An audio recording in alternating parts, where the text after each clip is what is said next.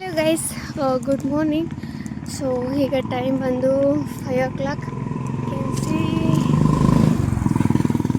ಏನಂದರೆ ಒಂದು ಸ್ಟೇಜಲ್ಲಿ ಯಾರು ಎಷ್ಟೇ ಎಬ್ಸಿದ್ರು 8 ಗಂಟೆ ಆದರೂ ಎದ್ದೇಳಲ್ಲ, 9 ಗಂಟೆ ಆದರೂ ಎದ್ದೇಳಲ್ಲ ಅನ್ನೋ ಥರ ಇರುತ್ತೆ.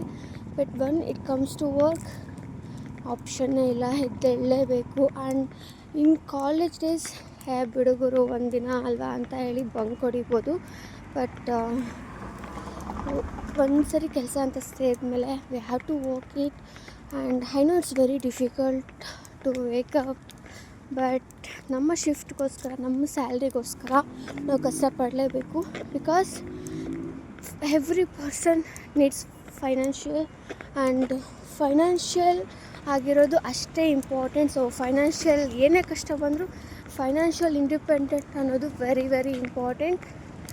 So one or another day ನಾವು ಮೇಲೆ ಬಂದೇ ಬರ್ತೀವಿ. ಸೊ ಅದಕ್ಕೋಸ್ಕರ ಆದರೂ ಕಷ್ಟಪಡಲೇಬೇಕಲ್ವಾ. ಈ ಅರ್ಲಿ ಮಾರ್ನಿಂಗ್ ಎದ್ದು ಹೋಗೋದು, ಈ ಚಳಿ ಹೋಗೋದು, ಅದಕ್ಕೇಕೋ ಜೀವನ ಅನಿಸುತ್ತೆ. ಬಟ್ ನಮ್ಮ ಗೋಲ್ ನಾವು ರೀಚ್ ಆಗೋವರೆಗೂ ಏನೇ ಅಪ್ ಆ್ಯಂಡ್ ಡೌನ್ಸ್ ಬರಲಿ, we have to face it. ಏನಂತೀರಾ? ಬಟ್ ಮಿಡಲ್ ಕ್ಲಾಸ್ ಲೈಫ್, ನಾವು ಹಾರ್ಡ್ ವರ್ಕ್ ಮಾಡಿದ್ರೆ ಟ್ರಸ್ಟ್ ಮೀ, ನಾವು ಒನ್ ಆರ್ ಅನದರ್ ಡೇ ಮೇಲೆ ಬಂದೇ ಬರ್ತೀವಿ. ಏನಂತೀರಾ?